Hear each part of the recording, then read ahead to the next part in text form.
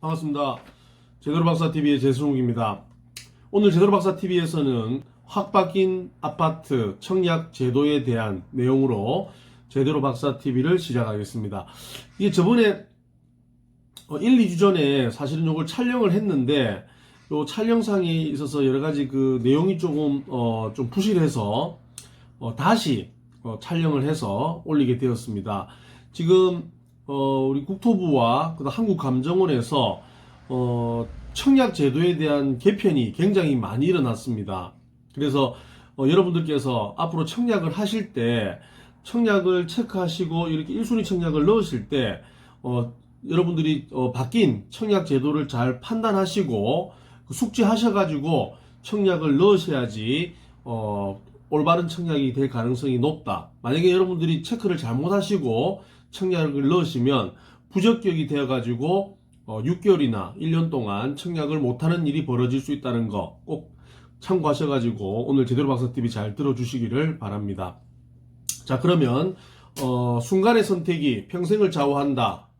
청약제도 개편에 대한 부분들을 설명드리도록 하겠습니다. 먼저 분양권과 입주권의 차이는 무엇입니까? 라고 물어보는 사람들이 많으신데요.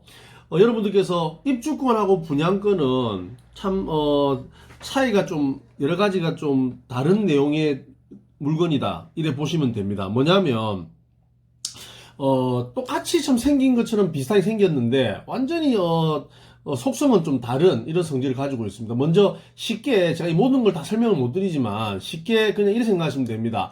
입주권은 조합원에게 주어지는 권리다. 그러면 옛날부터 그 지역에 주택을 살고 계셨던 원조합원들, 아니면 그쪽에 무허가 건물을 가지고 계셨던 분들, 아니면 어떤 땅을 가지고 계셨던 분들, 이런 원조합원에게 주어지는 권리를 입주권이라고 하고, 일반인이 청약에 당첨이 되어 가지고 주어지는 권리, 요거는 분양권이다 이렇게 판단하시면 될 것 같습니다. 그래서 이거는 이제 입주권은 우리가 주택이라는 개념으로 여러분 판단하셔야 되는 거고, 왜냐면 예전부터는 주택에 살고 계셨기 때문에 그런 부분이고, 분양권은 나중에 아파트를 들어갈 수 있는 권리라는 부분인데, 그래서 분양권은 사실은 주택이라는 개념하고는 동떨어진 개념이었습니다. 그러나 이게 또 주택 여러가지 정책에 대한 법이 바뀌면서 여러분들이 이 분양권이 이제 주택수에 포함이 되는 것도 있고, 아직까지 주택수에 포함이 안 되는 경우도 있습니다. 이건 오늘 제가 제대로박사TV에서 말씀 다 못 드리지만, 결론적으로 말씀을 드리면, 청약을 넣을 때 분양권은 주택수에 포함이 되는 경우도 있고, 그 다음에 나중에 그 취등록세를 낼 때 이 분양권이 취등록세 중과가 되는 경우도 있고, 그 다음에 이 분양권이 나중에 취득한 시점에 따라서 다른 주택을 살 때 이 분양권은 주택수에 포함이 되는 경우도 있습니다. 이것은 그 제대로박사TV에 보시면 그 분양권 취득세, 분양권 양도세에 관련된 그 제대로박사TV를 보시면 아마 여러분들 이 분양권에 대한 주택수 개념은 좀 잡고 가시지 않을까 싶습니다. 참고해 주시기를 바라겠습니다. 자, 바뀐 청약제도, 청약 신청 방법이 어떻게 바뀌었나요? 질문에, 예전에는 아파트 투유라고 하는 사이트에서 모든 청약을 다 했습니다. 물론 국민은행의 청약 통장을 만드신 분들은 kbstar.com이라고 하는 사이트에 들어가서 하셨는데, 이제는 모든 은행 다 통틀어서 이 청약홈이라고 하는 이 사이트에 들어가셔가지고 여러분들께서 청약을 하셔야 된다 이래 보시면 됩니다. 청약홈. 그리고 다음이나 네이버에 들어가서 청약홈 이렇게 치시면 한국감정원 요 사이트가 나오는데, 요걸 여러분들이 클릭하고 이렇게 들어가시면 됩니다. 그럼 바뀐 청약제도 스마트폰으로도 청약 가능한가요? 돼 있는데, 예전에는 데스크탑인 PC를 통해서만 청약이 가능했습니다. 그러나 지금 현재는 이제 한국감정에서 나온 청약홈이라고 하는 이 사이트를 가지고 특별 공급도 스마트폰,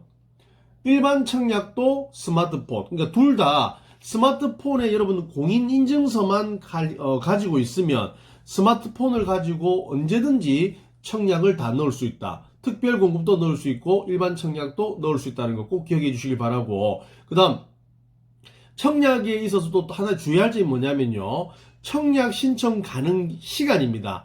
오늘 예를 들어서 1순위 청약날이다 라고 하면 오늘 오전 8시부터 5시 30분까지 청약을 해야 된다. 많은 분들이 9시부터 6시까지 알고 있는데 그거는 잘못 알고 계시는 거고 8시부터 오후 5시 30분 특히 끝나는 5시 30분이 끝나는 시간이 꼭 기억하셔가지고 6시까지 아니라는 것을 반드시 기억하셔야 됩니다. 내가 청약 가점이 아무리 70점이 넘고 80점이 다 된다 하더라도 청약 가능 시간에 청약을 넣지 않으면 탈락될 수밖에 없다. 청약을 할 수 없다. 이런 거 꼭 기억해 주시길 바랍니다.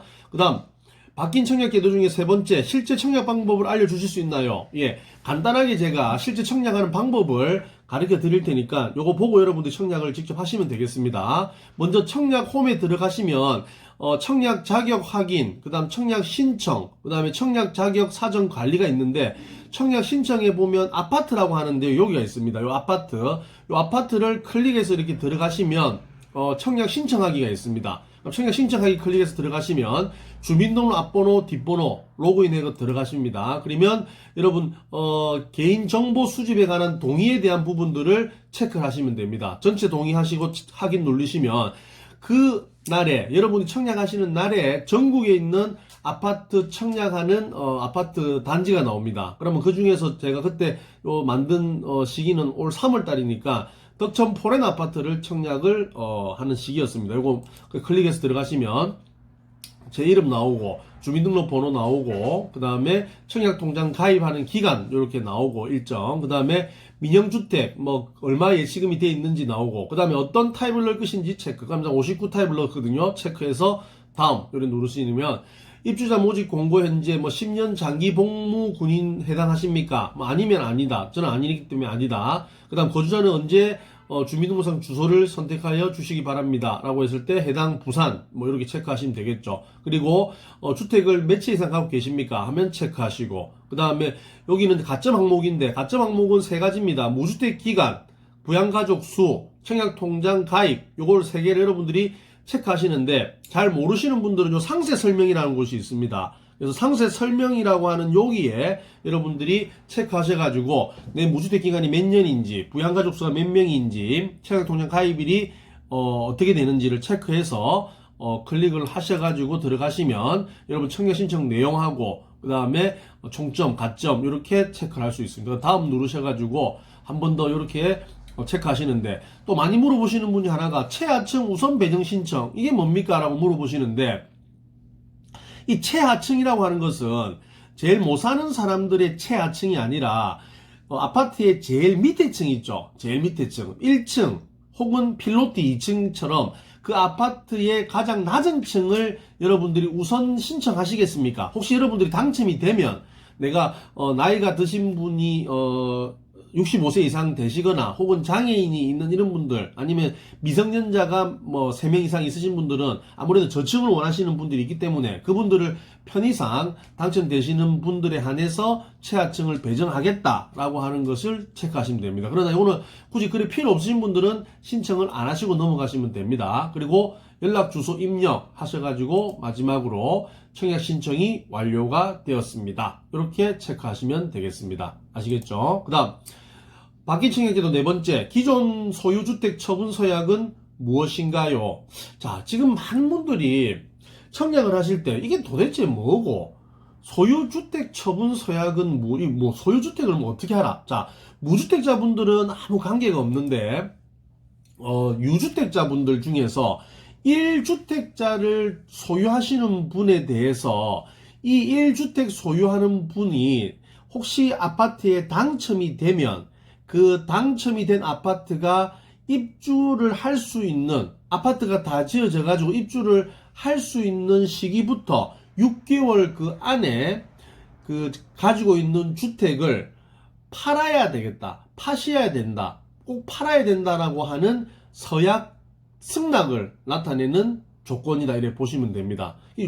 굳이 이게 왜 나왔냐면 2018년 12월 11일 이후에 주택청약법이 바뀌면서 이제 주택청약 제도는 무주택자분들을 당첨되게끔 하는 제도입니다. 그러나 우리 그전에 있는 청약 제도는 추첨제에 있어서 주택이 여러 채 있는 사람도 운이 좋으면 추첨제 당첨이 되는 이런 일들이 많이 벌어지다 보니까 이건 잘못됐다. 그래가지고 주택이 없는 사람이 주택이 당첨되게끔 완전히 개편되었습니다. 그러나 1주택자분은 새로운 아파트에 들어갈 수 있는 여력이 되고, 이건 투기가 아니기 때문에 1주택자분들은 당첨이 좀 되게끔 하자, 그나마. 그래서 작은 비율로 좀 극소수지만 당첨이 되게끔 한다. 그럼 단 기존에 있는 주택은 팔아야 된다. 그래서 네가 실거주 목적인 거를 인정하겠다, 이런 뜻이라 보시면 됩니다. 그래서 중요한 부분은 소유권 처분 계약에 관하여 신고하거나 검인을 받아야 하고,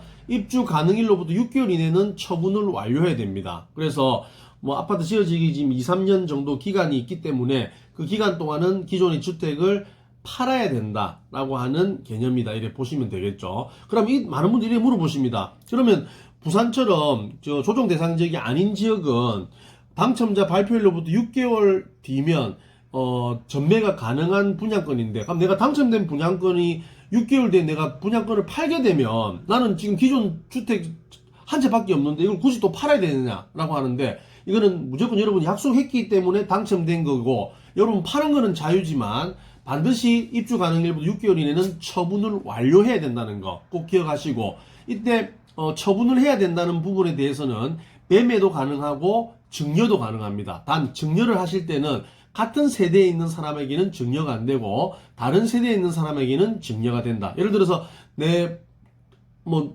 누나나 뭐 오빠나 아니 뭐 엄마 아버지한테 주로 되지만 같은 세대에 만약에 엄마 같이 있으면 안 되고, 같은 세대가 아니면 증여도 처분이 된다는 거 꼭 기억해 주시기를 바랍니다. 자, 바뀐 청약 5번째, 2주택자는 청약을 해도 당첨이 안 되는데 사실인가요? 라고 되어 있습니다. 2주택자는 청약을 해도 당첨이 안 되는데, 사실적으로 실제적으로 2주택자 분은 청약을 해도 당첨이 제로라고 보시면 됩니다. 아까 말씀드린 2018년 12월 11일 이후 청약 제도가 완전 바뀌면서 무주택자분들에게 무조건 청약을 많이 당첨되게끔 하는 제도로 바뀌었습니다. 근데 여기 보시면 특히 우리 부산 같은 기타 지역 같은 경우에는 가점제가 40%고 추첨이 60%입니다. 그럼 가점은 40% 가져가고, 그다음 특별공급도 또 2분의 1 이상 또 가져가고, 그럼 나머지 남은 것 중에서 이제 추첨제인데,